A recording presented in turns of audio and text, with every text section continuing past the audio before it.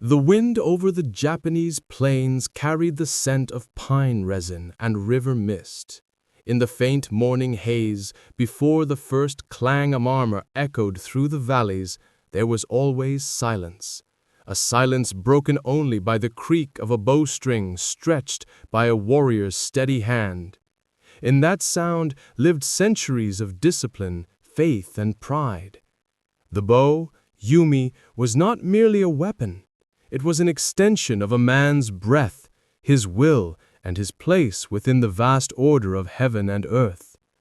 Long before the flash of steel blades and the legend of the katana took root in popular memory, the bow had reigned supreme, the truest emblem of the samurai's soul. For generations, it defined power and elegance in equal measure.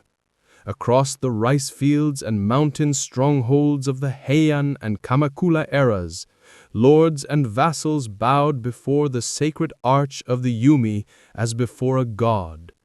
The warrior's rise, his victories and defeats, his prayers before battle, all were bound to this slender curve of wood and sinew. To draw it was to draw one's spirit taut. To release the arrow was to release intention into destiny. It was said that the arrow's flight mirrored the heart of the archer. If the heart trembled, so would the aim. If the spirit was pure, the arrow would find its path even through the wind. In those distant centuries, Japan had not yet unified under a single shogunate. The land was divided into provinces, each ruled by proud families guarding their traditions. In the shaded courtyards of noble residences, archery was more than a skill, it was ceremony. Young heirs learned to breathe with the rhythm of the string, to merge movement and thought until the act of shooting became prayer. Priests blessed the bows at shrines, believing that each carried within it a fragment of divine order. To strike true meant harmony. To miss was to fall out of balance with the universe.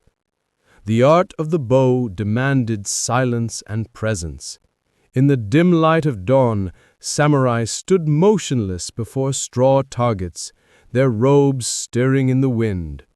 Hours passed as they repeated the same movement, draw, breathe, release, until the gesture ceased to be a technique and became a state of being. In this stillness, the essence of the warrior was refined. The bow, unlike the sword, did not thirst for blood.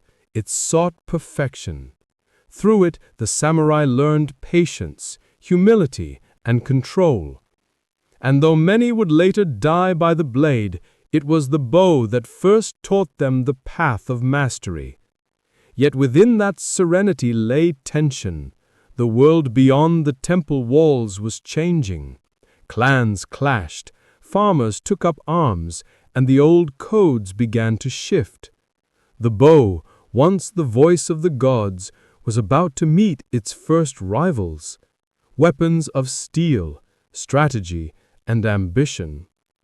But before that transformation unfolded, Japan still belonged to the age of the yumi, when a single arrow could alter the fate of a province and the still heart of an archer decided the balance of war.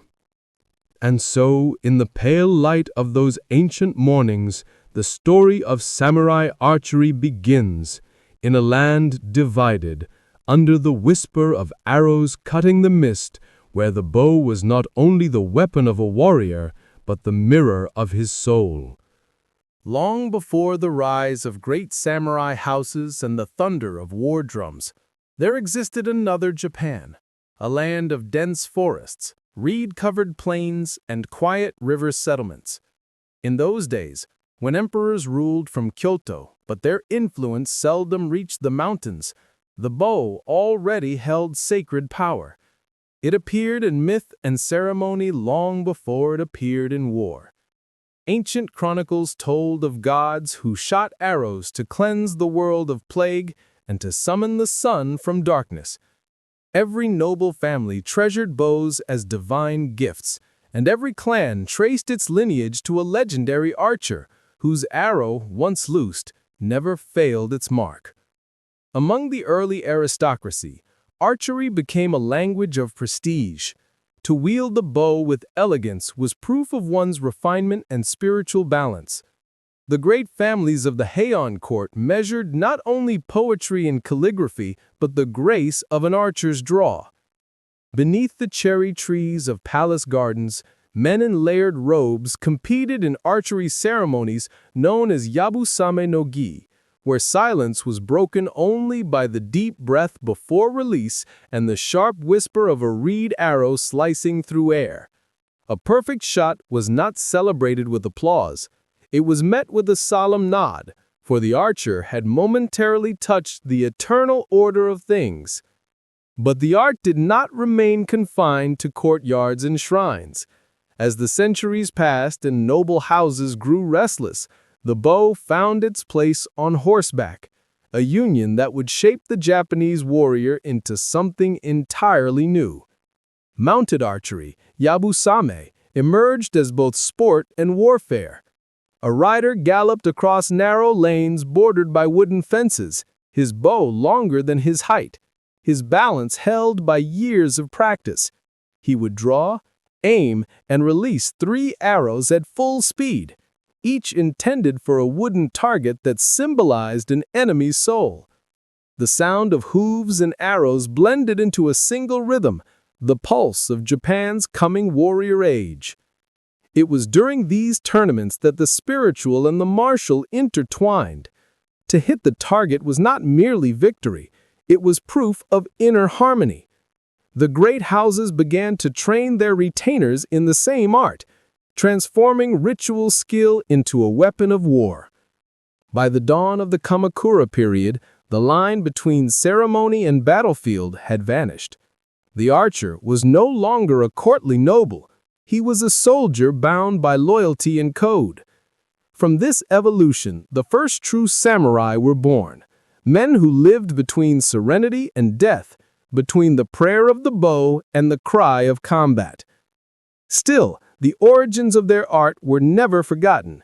In every arrow shot during battle lived the memory of a divine act, a reminder that archery began not from bloodlust but from reverence. The warrior who stood upon the battlefield with his yumi drawn carried not only skill, but centuries of tradition resting upon his shoulders. Each bowstring hum recalled the voices of ancestors, and each target struck was a silent offering to the gods. And as Japan's feudal order began to form, the bow's legacy deepened. Clans that could master its discipline gained dominance, their banners fluttering over valleys and coasts. Yet behind the glory of conquest lay a quieter truth, that the art itself was transforming. What had begun as sacred ritual and noble display was now a discipline of war, shaping the heart and mind of the samurai for generations to come. But how did those warriors transform ceremony into deadly precision? How did the art of prayer become the science of war? Morning mist curled above the training courtyard of the clan residence. A single man stood there, motionless, his left hand gripping the long, asymmetrical bow that towered above his head. His hair was tied high in the fashion of a warrior, his clothing plain, his posture unwavering. Around him, other archers moved like shadows, their gestures measured, deliberate, silent. The only sounds were the steady thud of arrows striking straw targets and the rhythmic exhalation of breath. This was the daily ritual of kyujutsu, the art of the bow, the discipline that forged body, mind, and spirit into one unbreakable form. In the early dawn, before the sun touched the mountain ridges, students lined up according to rank. Each held his yumi with reverence, bowing before the target as before a shrine. The master, often an aging retainer whose hair had turned silver from decades of war, observed in silence. His eyes were sharp, searching for even the slightest tremor in the hand or hesitation in the breath. Archery, he would say, was not learned by strength, but by surrender. The bow obeyed only those who no longer struggled with it. Training began with the posture, feet apart, shoulders lowered, eyes calm. Then came the draw, slow and unhurried, like the rising of the moon. The student learned to align his body with the bow's curve to become its reflection. Hours turned into days, and days into years. Every movement was repeated 1,000 times. The archer practiced the hasetsu, the 8 stages of shooting: stance, nocking the arrow, raising the bow, drawing, full draw, release, and the quiet follow-through. To outsiders, it seemed monotonous, but to those within the discipline, each repetition was a step toward mastery. The slightest imbalance, the faintest rush of ego could send the arrow astray. "The target is not there," the master would whisper, pointing to the student's chest. "It is here. When this is steady, the arrow will always find its path." Beyond the courtyard, in the fields beyond the castle walls, mounted archers trained. Their horses snorted clouds of steam into the crisp air as they galloped down narrow lanes. Balancing on the saddle without stirrups, the warrior stood as he drew his long yumi, his gaze fixed ahead.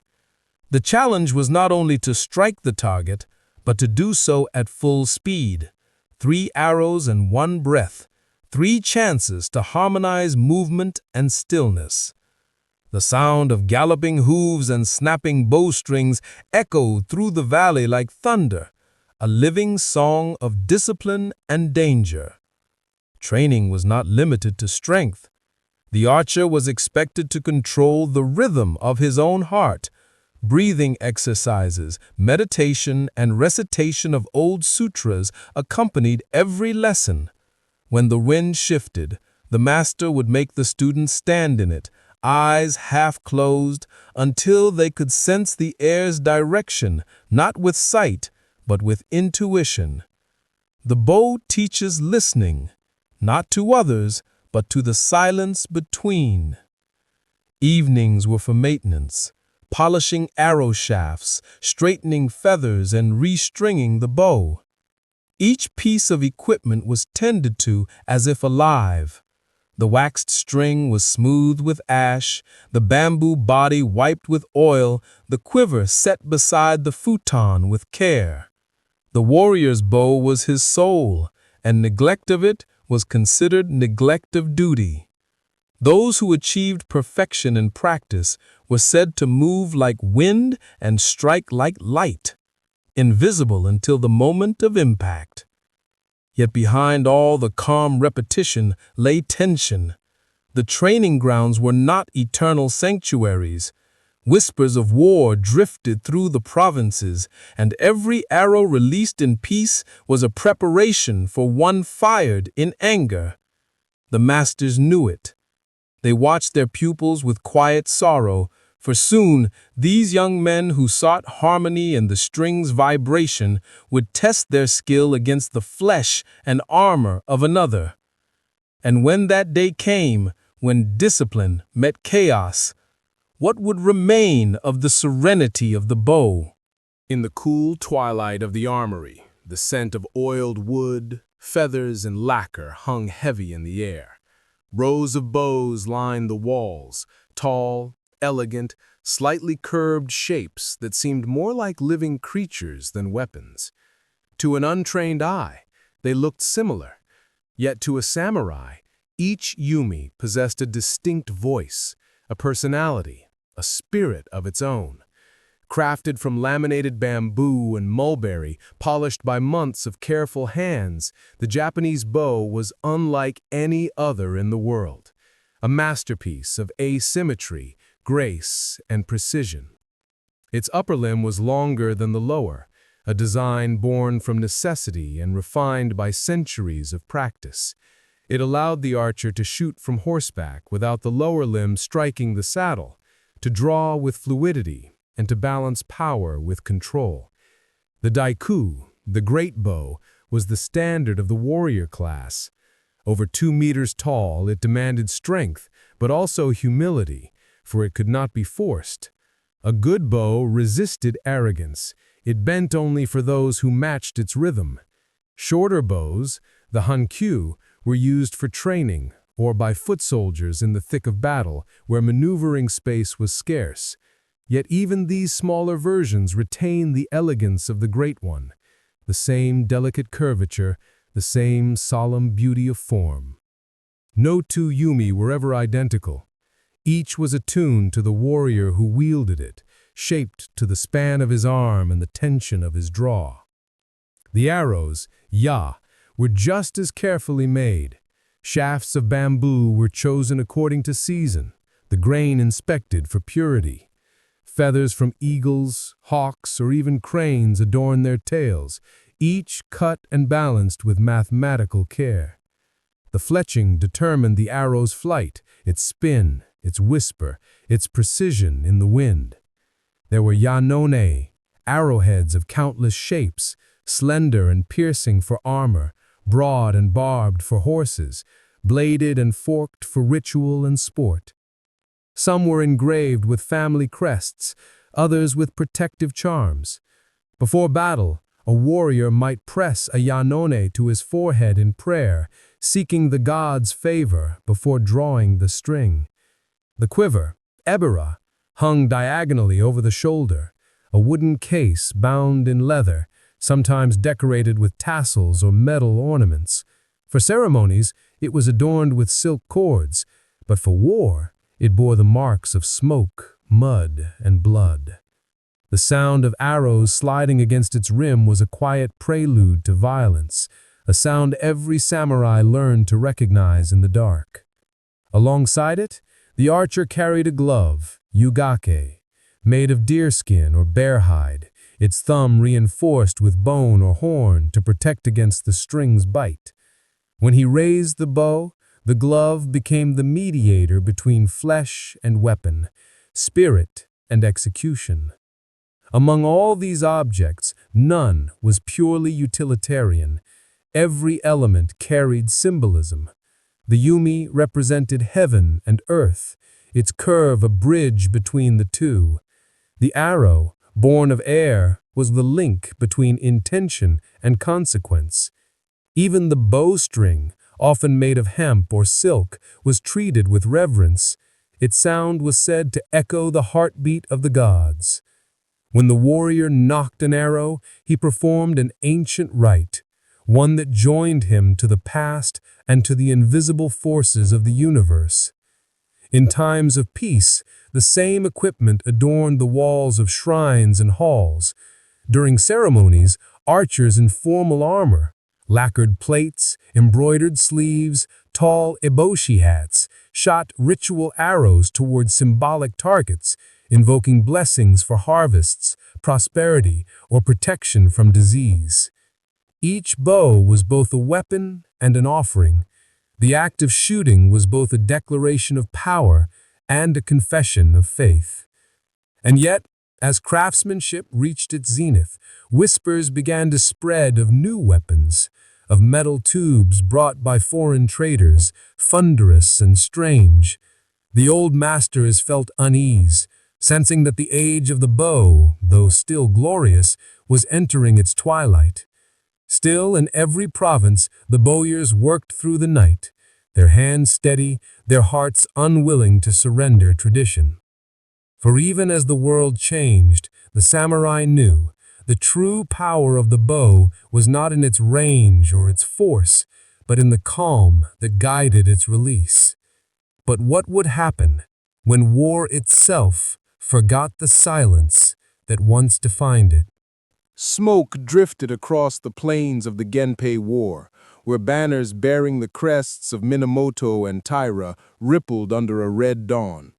From the hilltops came the creak of drawn bowstrings and the rustle of quivers, an ancient music that preceded battle. Before swords ever clashed, the archers spoke first. Their dialogue was wordless yet absolute, carried through the air by arrows that shimmered in the sun. Each archer, kneeling upon the ground, prayed silently to his ancestors, then raised his long yumi and sent his message of death across the field. The first volleys were not blind. They were a ritual, an exchange of honor, courage, and defiance. In those moments, archery was both art and destiny. The samurai's armor glittered with lacquer and silk cords, his face calm as if carved from wood. He knew that his shot was more than a weapon's strike. It was an offering to the gods of war, a signal that he accepted whatever fate awaited him. Battles in the 12th and 13th centuries often began with individual archery duels, known as isha zetsume, one arrow, one life. Two warriors would ride forward between the armies, circling each other like hawks, exchanging arrows until one fell. To strike true in such a duel was to prove divine favor, to miss was shame. The bow shaped not only the warrior's combat, but the soul of warfare itself. Entire engagements were decided before the armies met, when a single, well-placed arrow could slay a commander or break a charge. From horseback, archers rained death with astonishing accuracy. They rode without stirrups, standing tall in the saddle, twisting their torsos in fluid motion. Each release was a whisper of grace amid chaos, a fleeting moment when control overcame terror. The long yumi, bending like a willow in the wind, became an instrument of both beauty and destruction. Yet even amid slaughter, the bow remained sacred. In the pauses between battles, its use returned to ritual. After campaigns, samurai held ceremonies known as shashin, where they reenacted their victories with symbolic arrows aimed at straw targets. No blood was shed, the act itself was purification.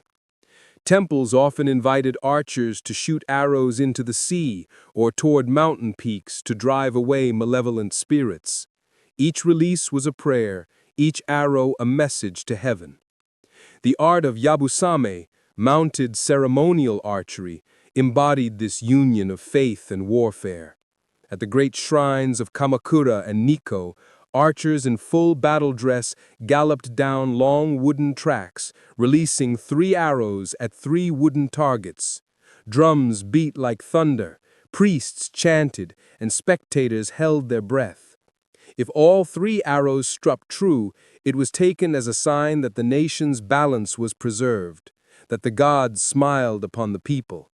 Even the shoguns themselves would bow before the archers, for their precision symbolized harmony between man, nature, and heaven.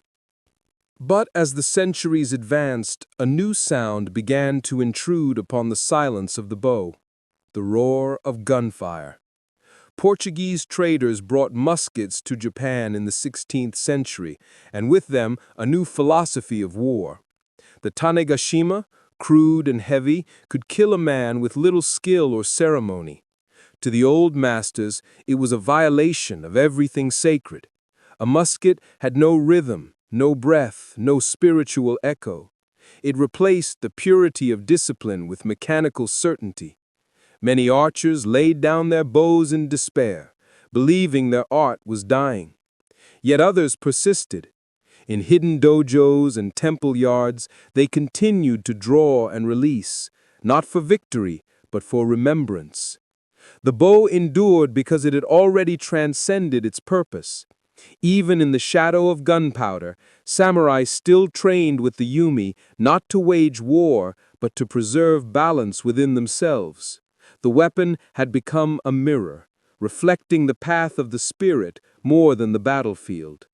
And so, while the noise of firearms spread across the islands, somewhere, in a quiet courtyard, beneath the sighing of pines, a lone archer still stood. His arrow sliced the still air, finding its target with perfect silence. It was no longer a gesture of war, but of eternity. Yet the question remained. When the bow no longer decided life and death, what path would it follow next? Could an art born from combat become a way of peace? When the last great battles had faded and Japan entered the calm of the Edo period, the sound of war drums was replaced by the rustle of robes in temple courtyards. The bow, once an instrument of death, now hung in the quiet light of morning, awaiting a different purpose. The men who had lived by its tension no longer fought for conquest, but for understanding. They gathered not on battlefields, but beneath the curved roofs of wooden dojos, where incense drifted and the echo of footsteps merged with the whisper of the wind. There, archery was reborn, not as kyujutsu, the art of killing, but as Kyudo, the way of truth. The transformation was not sudden. It unfolded slowly, like mist lifting from a river at dawn. The samurai, stripped of warfare by long peace, turned inward. They began to see that the essence of the bow had never been in victory, but in alignment of the body, the breath, and the spirit. Zen Buddhism, which had already shaped the warrior's mind for centuries, now became the foundation of the art. Monks spoke of the moment of release as enlightenment itself, the instant when self and world disappear and only movement remains. When the archer becomes the arrow, they said, the target is already struck. Inside the dim dojos, the training had changed. Students still practiced the hasetsu, the 8 stages of shooting, but the meaning had deepened. Each motion was meditation. The placement of the feet symbolized grounding in the present, the raising of the bow, the rising of the spirit, the full draw, the meeting of intention and stillness. To release the arrow was to let go of all attachment, to desire, to pride, to outcome. Whether the arrow struck or missed was irrelevant. The goal was not precision, but clarity. Masters reminded their disciples that the true target was invisible, existing within the self. Even the bow itself seemed to breathe differently in this new age. Once adorned with clan crests and armor polish, it now gleamed with quiet simplicity. Monks tended it with the same reverence as temple bells, wrapping it in silk cloth when not in use. Shooting became ceremony, a dialogue with silence.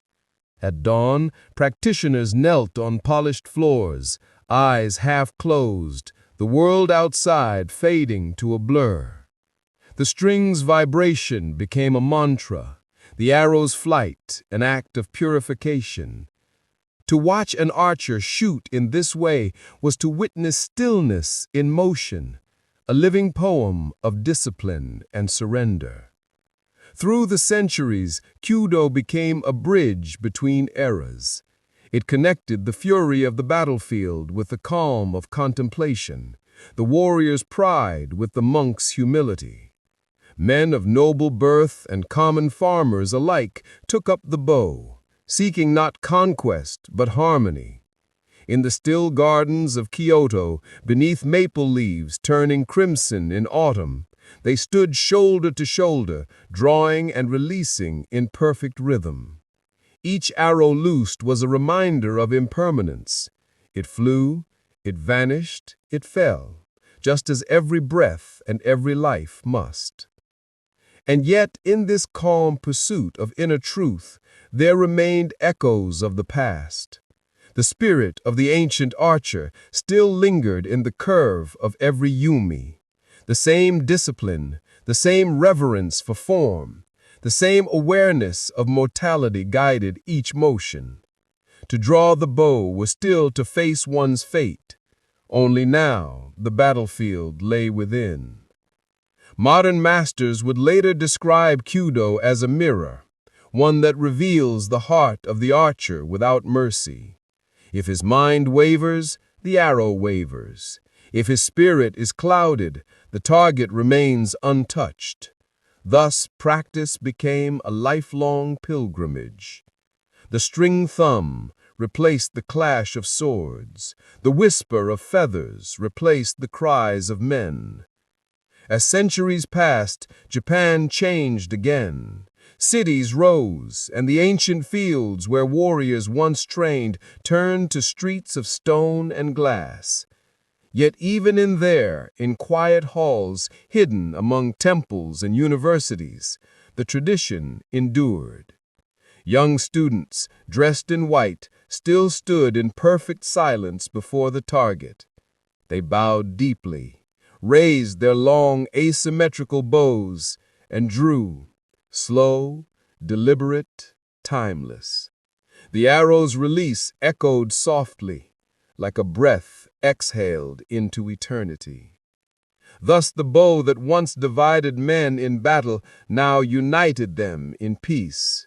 It became a path of awakening, a discipline of presence, a reminder that the truest aim lies not in striking a distant mark, but in piercing the veil within one's own heart.